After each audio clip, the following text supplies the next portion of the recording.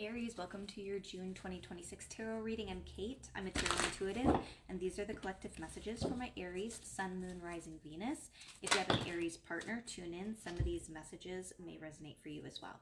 The first card coming out is the Queen of Raphael. It's kind of trying to come out in reverse, although I don't normally read these cards as reversals. But at the top it says kind, understanding, giving, and psychic. Follow your heart. A love of home and family, trustworthy psychic information. I think that your intuition is spot on, but you're having a hard time trusting it in the moment. I think that that's what that card is letting you know. You also you have seduction and talking. There could be something about a situation where you're feeling into the energy of it and you're really magnetized towards it, but you're wondering, is this a test? Is this a situation to test me, or is this something that I'm supposed to lean into? On the seduction card, it says attraction, flirting, dating, hooking up, temptation, third party interference. So this could also be related to love and relationships. This would be like the Queen of Water, very empathetic, very compassionate, very understanding. If you are in the dating realm, if you are dating at this time, it could be indicating that maybe you're feeling very sensual, maybe you're hooking up, finding somebody that you I don't even know if you're like talking to them, because the talking card kind of came out in reverse. So please just take what resonates out of these readings and then leave the rest. Not every single message is going to be for you, but I'm going to give multiple interpretations along the way. So just be patient through that. On the talking card, it was wanting to come out in reverse. So I wonder if some of you are literally like just doing booty calls and like props to you, whatever floats your boat. But talking, it says interested, conversing more, awaited message arrives, text, call, email, and I don't know, this the font on this is not very good. It says hoovering, but I think it meant hovering, because like what does that mean? What does hoovering mean? Like I'm not going to get into that. I'm not going to get into that interpretation. I feel like some people that are watching are either a social worker or a teacher or therapist, something like that. You do something along those lines, or maybe you're the person that other friends or other people feel like they just tell their entire life story to. Some of you could also be in the healing arts, whether it's Reiki or massage therapy or something like that. Now we have a group of cards that came out together. You have number 14, Solutions, Archangel Zadkiel. And I associate Zadkiel with the Violet Flame, I believe. If you want to look more into that, definitely can. It's about forgiveness and healing. Out of the corner of my eye, I was not really focusing in too much on something, but I saw this like back and forth movement where it's like 1 minute I think I can enter this realm of forgiveness, and then in the other realm, like I just can't. I can and I can't. Forgive, still need to do some healing work. Now maybe this is a situation where you feel bad that maybe you had done something, but it could be somebody did something to you and you're trying to figure out that relationship now. But it says success that comes from objective compromise, self-control and patience, forgiving and healing energy. Yes, through the forgiveness that is potentially happening for you, or that you're working through this forgiveness process, you're finding peace, okay? It says release the past. There is a more enriching future coming. Let go and let God. I don't particularly like that phrase, but I don't want to put my like personal bias into the reading. So I'm just going to throw that statement out there and then let it be that. So if you don't resonate with that, that's totally fine. But I do think that there is an element of forgiveness that is happening.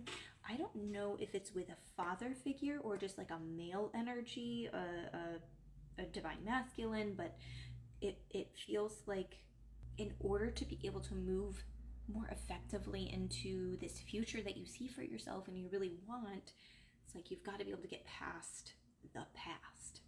You have the Moon card and the Lovers card reverse. I'm hearing trouble in paradise for some people. There could be a situation where I don't know if cheating exactly was involved, whether it was like physical cheating or emotional cheating.